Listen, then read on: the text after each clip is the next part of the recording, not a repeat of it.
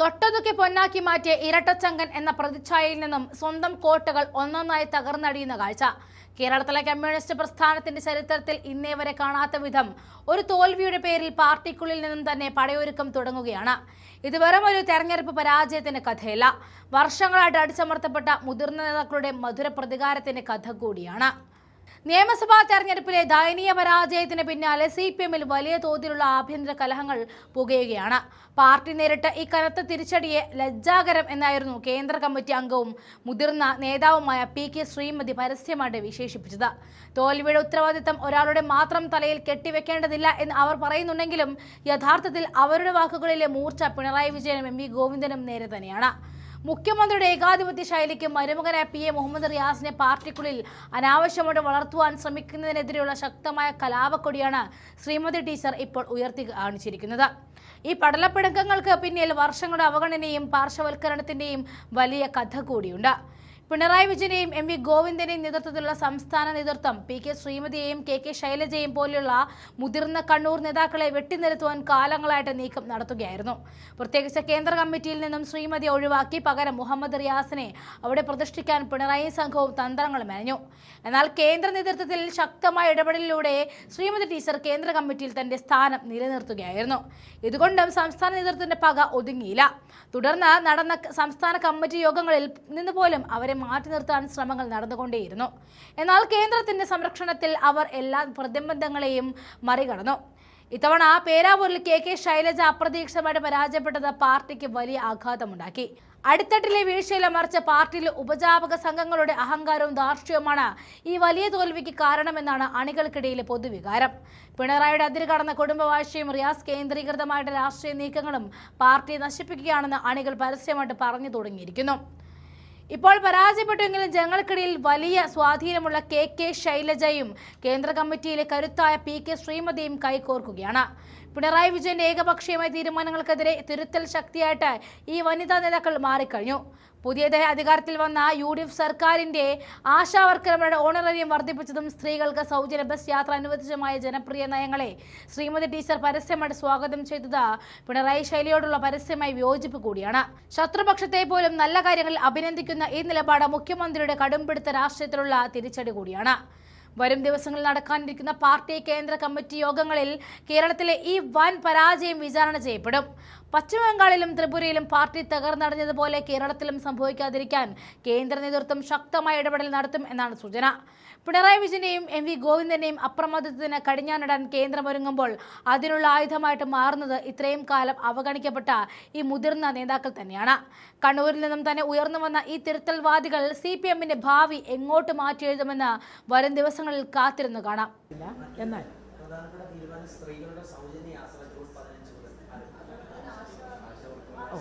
ഈ രണ്ട് തീരുമാനങ്ങളും അവരെടുത്തു.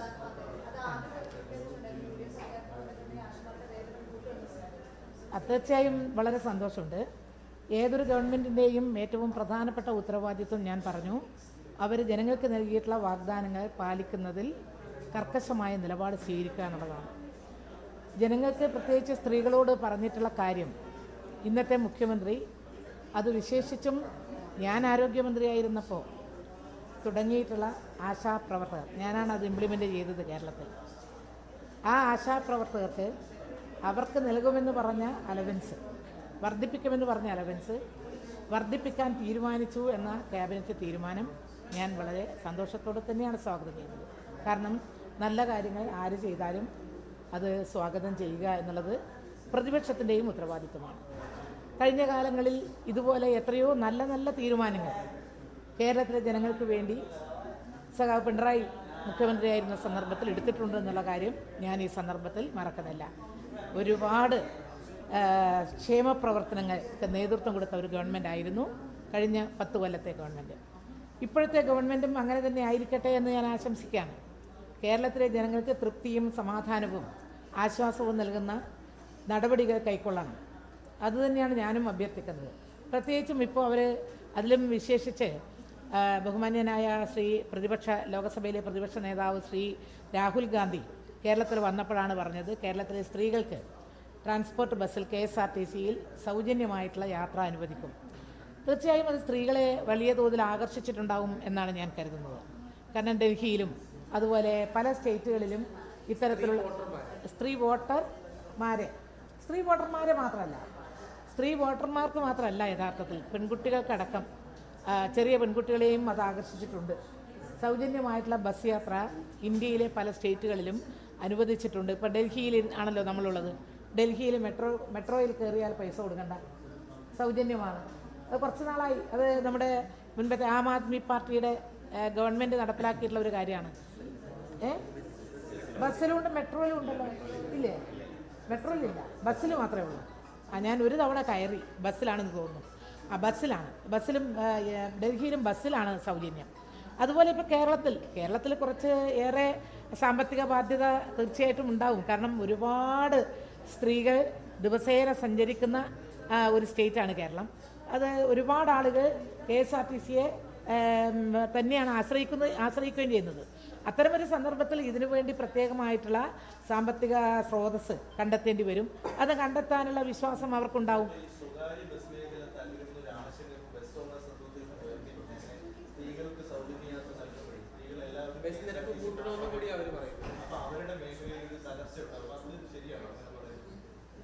ഈ അത്തരത്തിലൊരു വാദം ഉയർത്തുന്നത് ശരിയല്ല എന്ന് എനിക്ക് തോന്നലാണ് എനിക്കുള്ളത്. അപ്പോൾ കാരണം അങ്ങനെ മറ്റ് സ്റ്റേറ്റുകളിൽ അതില്ലല്ലോ.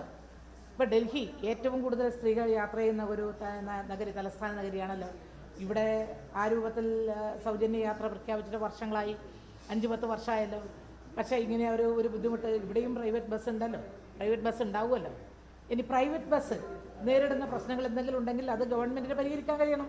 അങ്ങനെ എന്തെങ്കിലും അവർ ഏതെങ്കിലും തരത്തിൽ സാമ്പത്തിക പ്രയാസം, പ്രതിസന്ധി നേരിടുന്നു എന്നുണ്ടെങ്കിൽ അത് പരിഹരിക്കാനുള്ള ഉത്തരവാദിത്വം ഭരിക്കുന്ന ഗവൺമെൻറ്റിനാണ്. അത് ഗവൺമെൻറ് ചെയ്യണം എന്നുള്ളത് തന്നെയാണ് കാരണം അവരെ ബുദ്ധിമുട്ടിലാക്കിയിട്ടല്ല, ഒരു വ്യവസായത്തെ തകർത്തുകൊണ്ടല്ല ഒരു ക്ഷേമ പ്രവർത്തനം നമ്മൾ നടത്തേണ്ടത്. ആ വ്യവസായത്തെയും പ്രൈവറ്റ് മേഖലയിലുള്ള ബസ് സർവീസ് അത് നിലനിർത്തിക്കൊണ്ട്, അതും ലക്ഷക്കണക്കിന് ജനങ്ങൾ ആശ്രയിക്കുന്നതാണ്. അത് നിന്നുപോയാൽ അതും വലിയ ബുദ്ധിമുട്ടാവും. അപ്പോൾ അതുകൂടി കണക്കിലെടുത്തുകൊണ്ട് തന്നെ ആയിരിക്കണം. അത് കാണാതെ ആയിരിക്കില്ലല്ലോ. വെറുതെ ഒരു വാഗ്ദാനം പെട്ടെന്ന് ഒരു ദിവസം ഉണർന്നെണീറ്റിട്ട് പ്രഖ്യാപിക്കുന്ന വാഗ്ദാനമായിട്ടല്ലല്ലോ നമ്മൾ കാണുന്നത്. ആലോചിച്ചിട്ടായിരിക്കും. അതെ.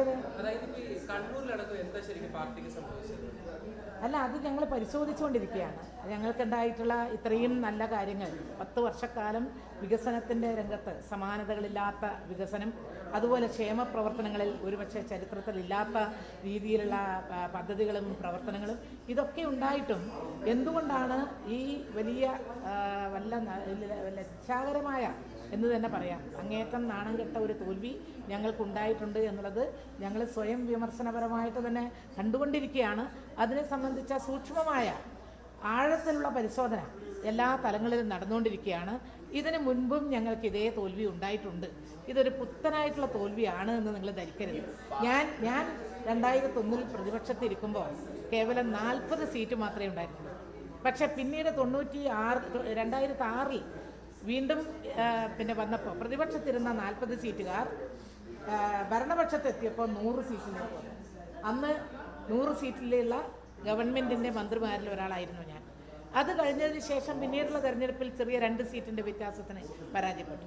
പക്ഷേ അതിനു മുൻപ് ഇതിനേക്കാളും വലിയ പരാജയം ഇനി പാർലമെൻറ്റിലാണെങ്കിലോ 2019-ലും 2024-ലും അതിദയനീയമായ പരാജയം നമുക്കുണ്ടായിട്ടുണ്ട്. എന്നാൽ 21-ൽ ഏറ്റവും വലിയ മുന്നേറ്റം ഉണ്ടായിട്ടുണ്ട്. ഇത് കേരളത്തിൽ പലപ്പോഴും സംഭവിച്ചുകൊണ്ടിരിക്കുന്നതാണ്. നമുക്ക് രാഷ്ട്രീയത്തിൻ്റെ പശ്ചാത്തലം അല്ലെങ്കിൽ കേരളത്തിൻ്റെ ചരിത്രം മനസ്സിലാക്കുന്നവർക്കറിയാം.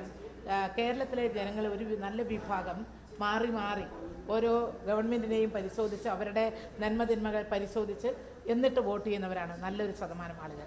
ടീച്ചറെ, ആ തോൽവിക്ക് പിന്നാലെ ടീച്ചർ ഫേസ്ബുക്ക് പോസ്റ്റ് ഇട്ടിരുന്നു, ജനമനസ്സറിയാൻ കഴിഞ്ഞില്ല. അത് ജനമനസ്സറിയാൻ പാർട്ടി കഴിഞ്ഞില്ല.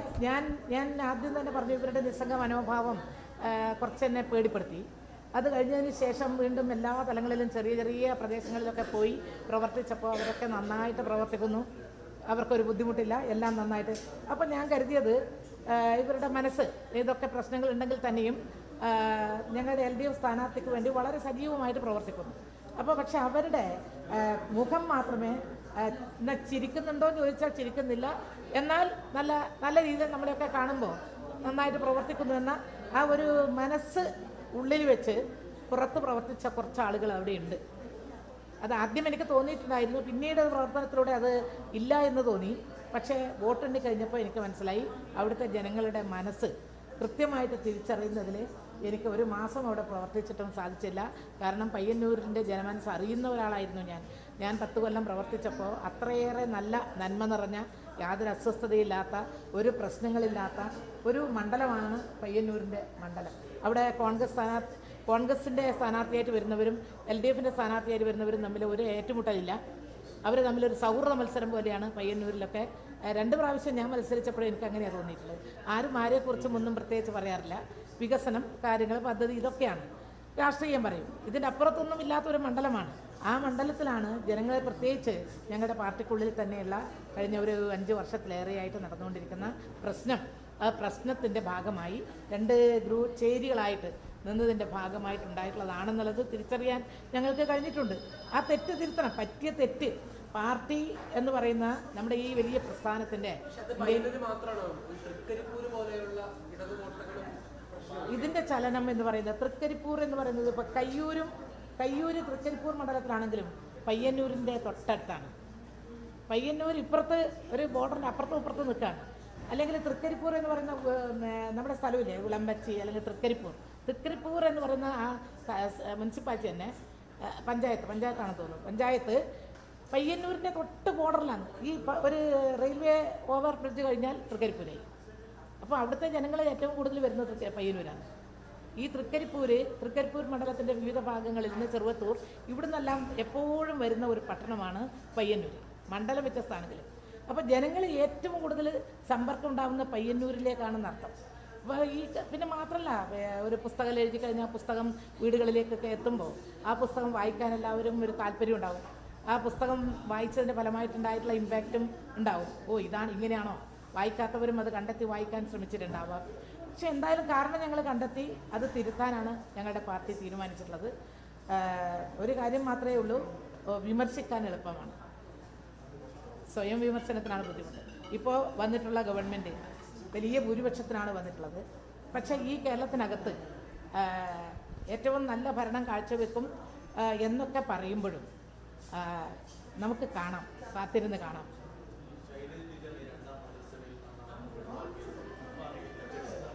യഥാർത്ഥത്തിൽ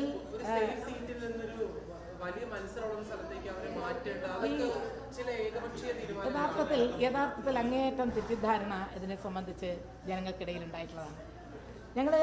ഞാനും ശൈലജ ടീച്ചറും ജയരാജനും MP ജയരാജനും EP ജയരാജനും ഒക്കെ ഇരുന്നുകൊണ്ടാണ് കണ്ണൂർ ജില്ലയിലെ 11 മണ്ഡലങ്ങളിലെ സ്ഥാനാർത്ഥികളെ നിശ്ചയിച്ചത്. ആ മണ്ഡലങ്ങളിലെ സ്ഥാനാർത്ഥികളെ ഐക്യകണ്ഠ്യേന ആണ് നിശ്ചയിച്ചത്. അവിടെ പേരാവൂർ നിശ്ചയിച്ചത് സക്കീർ ഹുസൈൻ. കഴിഞ്ഞ പ്രാവശ്യം 3000 വോട്ടിന് പരാജയപ്പെട്ട സക്കീർ ഹുസൈനെയാണ് മത്സരിപ്പിച്ചത്. ഇപ്രാവശ്യവും സക്കീർ ഹുസൈൻ തന്നെ മത്സരിക്കണം, ഒരു മൈനോറിറ്റി വിഭാഗത്തിൽ നിന്ന് ഒരാൾ വേണമെന്നുള്ള നിലക്കാണ് നമ്മൾ കണ്ടത്. പക്ഷേ നമ്മുടെ സ്റ്റേറ്റ് സെക്രട്ടേറിയറ്റിൽ വന്നപ്പോൾ എല്ലാവരെയും മത്സരിപ്പിക്കുന്നു. അപ്പോൾ മട്ടന്നൂരിൽ നിന്ന് ശൈലജയെ മാറ്റുന്നു. അപ്പോൾ ചില നിർദ്ദേശം വന്നു, എന്തുകൊണ്ട് പിടിച്ചെടുക്കാൻ പറ്റുന്നൊരു മണ്ഡലമാണ് പേരാവൂർ, 3000 വോട്ടിൻ്റെ വ്യത്യാസത്തിനേ ഉള്ളൂ, എന്തുകൊണ്ട് പിന്നെ ശൈലജ ടീച്ചർക്ക് പേരാവൂരിൽ നിന്നൂടെ നിർദ്ദേശം വന്നു. ആർക്കും അതിൽ എതിർപ്പൊന്നുമില്ല. ശൈലജ പറഞ്ഞ പോലെ 7ാമത്തെ തവണയാണ് മത്സരിക്കുന്നത്.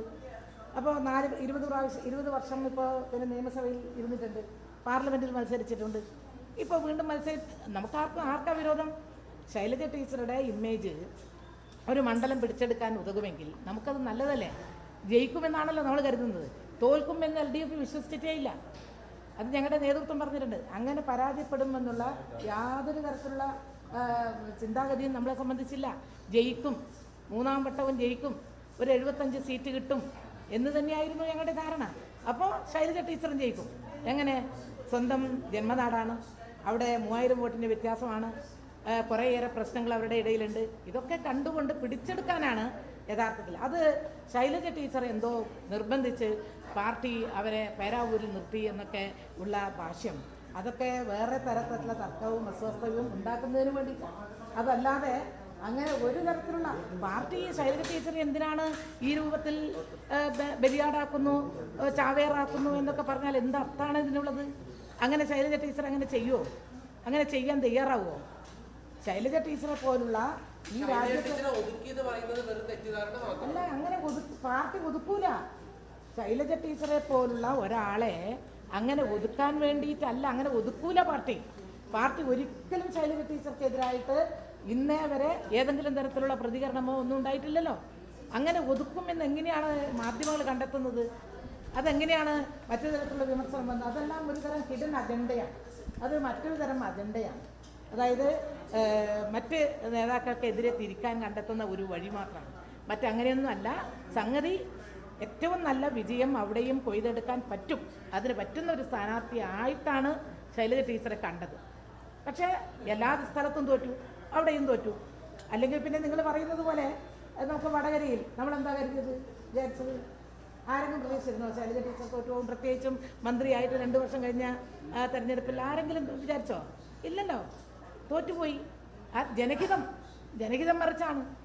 ഇവിടെയും അതേപോലെ ഞങ്ങൾ പ്രതീക്ഷിച്ചത്, ഞങ്ങളൊക്കെ അവിടെ കണ്ടു പോയി പ്രതീക്ഷിച്ചതാണ്. ജനങ്ങളൊക്കെ നല്ല രീതിയിൽ ഇടപെടുന്നുണ്ട്, ജയിക്കുമെന്ന് പ്രതീക്ഷിച്ചു. പക്ഷെ ജയിച്ചില്ല എന്ന് പറഞ്ഞാൽ എന്തുകൊണ്ടെന്ന് വെച്ചാൽ ഈ കാറ്റ്, ഈ LDFനെതിരായിട്ടുള്ള ജനങ്ങളുടെ ഒരു എതിരായിട്ടുള്ള ചിന്താഗതി അതെല്ലാ സ്ഥലത്തും ഉണ്ടായിട്ടുണ്ട്.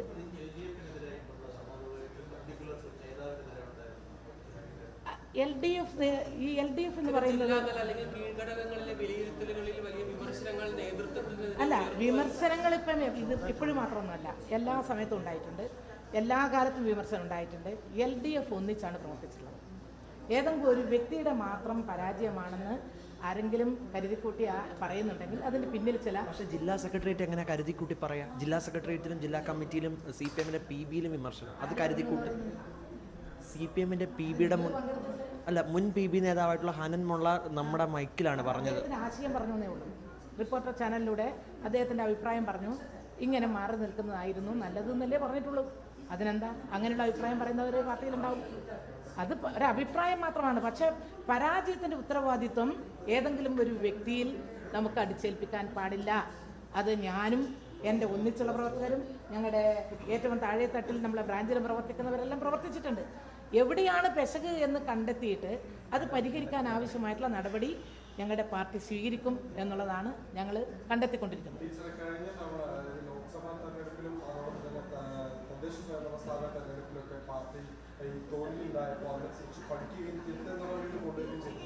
പക്ഷെ നിയമസഭയിൽ അതേ തോൽവി ആവർത്തിക്കുമ്പോൾ അല്ല, ഞങ്ങൾ പറഞ്ഞല്ലോ, ഞങ്ങൾക്ക് ഏത് തരത്തിലുള്ള തെറ്റാണ് പറ്റിയിട്ടുള്ളത് എന്ന് പരിശോധിച്ച് തിരുത്തുന്നല്ലേ ഞങ്ങളുടെ പാർട്ടി സെക്രട്ടറി പറഞ്ഞത്. അതിനപ്പുറത്തൊന്നും പറഞ്ഞു.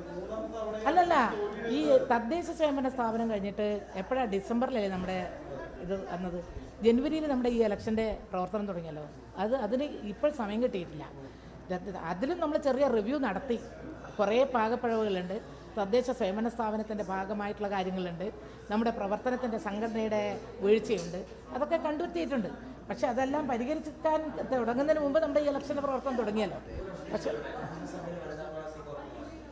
മന്ത്രിസഭയിൽ കോൺഗ്രസിനെ സംബന്ധിച്ചിടത്തോളം ചരിത്രത്തിൽ ആദ്യമായിട്ട് അവർ കുറച്ച് മെച്ചപ്പെട്ട നിലയാണ് സ്വീകരിച്ചിട്ടുള്ളത്. കാരണം അതിനു മുൻപ് ഞാൻ പ്രതിപക്ഷത്ത് ഇരിക്കുന്ന സന്ദർഭത്തിൽ കോൺഗ്രസ് അപ്പുറത്ത് 5 സ്ത്രീകളുണ്ടായിരുന്നു. സാവിത്രി ലക്ഷ്മണൻ, മറ്റേ ആറന്മുള നമ്മുടെ വനിതാ MLA, കുറേ പേരുണ്ടായിരുന്നു.